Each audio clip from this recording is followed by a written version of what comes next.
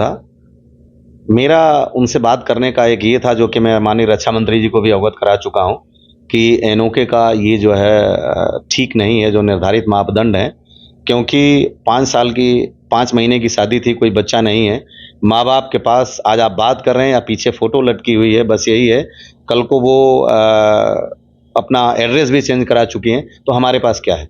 तो आप ज़रूर ये मुद्दा बात आया था कि उठाइएगा, कि इसमें एक चेंज होना चाहिए, कि कल को जैसे 99 की लड़ाई के बाद हुआ था विल में 67-33%, तो इसमें होना चाहिए कि ठीक से इसकी परिभाषा हो, कि एनओके की परिभाषा क्या होगी, वो परिवार में रहेगी तो क्या होगी, नहीं रहेगी तब क्या होगा, बच्चे होंगे तो क्या होगा, मदर फादर मतलब कितने सिबलिंग्स और कितनी डिपेंडेंसी कौन छोड़ के जाता है। तो इसके ऊपर संशोधन होना चाहिए। उन चीज़ों में संशोधन हो, ताकि ये ना हो कि पुरानी किसी प्रथा का लेकर के, जैसे कि मैं भोग रहा हूँ कि आज को रेसिपेंट हैं ये कीर्ति चक्र की, लेकिन मेरे पास मेरे बेटे की उसमें बस्ट के ऊपर लगाने के लिए वो चक्र नहीं है और हम हाथ में भी नहीं ले पाए। तो इसमें एक रेशनल तरीके से ट्रांसफॉर्मेशन होना चाहिए। ये हमारा मुख्य था। राहुल जी ने बात रखी, आपने रखी? मैंने रखी, और राहुल जी ने कहा कि नहीं, मैं निश्चित रूप से इस पे राजनाथ सिंह जैसी भी बात करूंगा, और मैं ये बैठ करके इस पे कुछ ना कुछ किया जाएगा। हाल ही में बलिदानी कैप्टन अंशुमान सिंह को राष्ट्रपति द्रौपदी मुर्मू ने कीर्ति चक्र से सम्मानित किया। उनकी पत्नी स्मृति ने उनकी तरफ से ये सम्मान ग्रहण किया।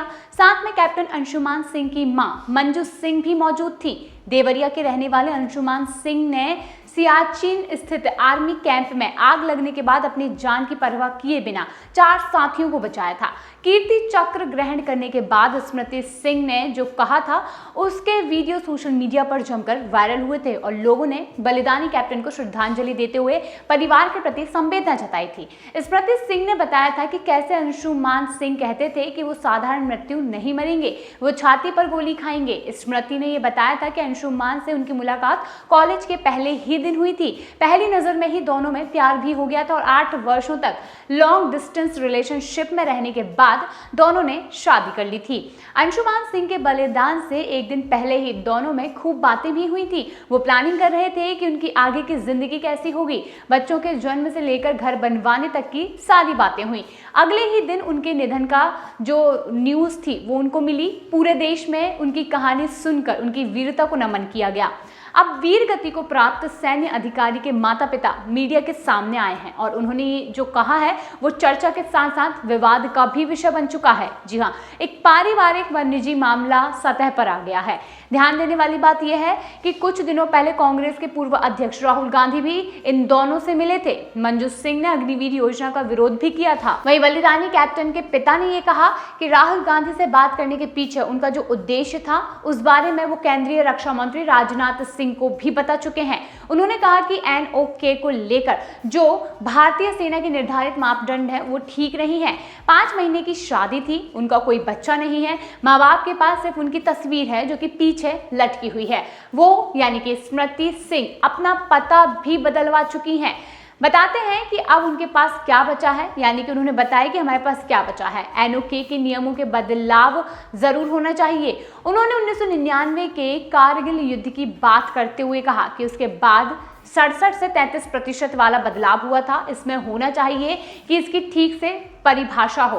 पत्नी परिवार में रहेगी तो क्या होगा, बच्चे होंगे या नहीं होंगे तो क्या होगा, वो चली जाएगी तो क्या होगा। उन्होंने ये भी कहा कि ये ना हो कि पुरानी प्रथा चलती रहे। उन्होंने ये भी कहा कि अंशुमान सिंह की मां कीर्ति चक्र की सह प्राप्त करता है, लेकिन उनके पास बेटी की प्रतिमा पर लगाने के लिए वो चक्र नहीं है। उन्होंने ये भी बताया कि राहुल गांधी ने राजनाथ सिंह से संबंध में बात करने का आश्वासन दिया है। वहीं मंजू सिंह ने यह भी कहा कि बहुएं भाग जाती हैं। बहुत से ऐसे मामले आ रहे हैं जहां पर बहुएं माँ बाप को छोड़कर भाग जा रही हैं। मेरा तो हो गया, लेकिन आगे किसी माँ बाप को हम लोगों की तरह दुख नहीं मिलना चाहिए। बताते चले कि एनओके का अर्थ होता है नेक्स्ट ऑफ किन, यानी कि सैनिक के वीर गति को प्राप्त होने के बाद जो एनओके होता है उससे ही मुआवजे की धनराशि या फिर बाकी के अन्य फायदे प्राप्त हो पाते हैं। इस मामले को समझने के लिए उन्होंने कहा कि हमें सेना में काम कर रहे एक अधिकारी से बातचीत जरूर करनी चाहिए। जी हाँ, उन्होंने बताया कि नाम ना छापने की शर्त पर उन्होंने आगे ये बताया कि जब कोई शख्स सेना में शामिल होता है तो उस प्रक्रिया के दौरान उससे बिल भी भरवाया जाता है। इसमें से अधिकतर युवा व फिर अविवाहित होते हैं। ऐसे में इसमें उनके अभिभावक ही सामान्यतः नॉमिनी होते हैं। सेना में एक पार्ट 2 नाम का दस्तावेज होता है जिसमें कि सैनिक को अपने जीवन के घटनाक्रम के बारे में बताना होता है। इसमें लंबी छुट्टियां इत्यादि की भी जानकारी होती है। वहीं इसके साथ ही जब जवान की शादी होती है तो इसी पार्ट 2 में उसे सूचित करना होता है कि उसका विवाह हो गया है और इससे संबंधित जानकारियां वो वहां भरता है।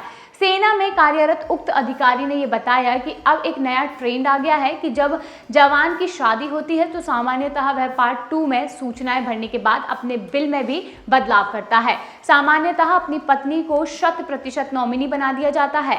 ऐसा कोई बाध्यकारी नियम नहीं है। वहीं इसके साथ ही सामान्यतः ऐसा भी होता है कि कुछ जवान ऐसे भी आते हैं जो 70 से 30 का फॉर्मूला रखते हैं, यानी कि 70% नॉमिनी पत्नी होती है और 30% माता पिता।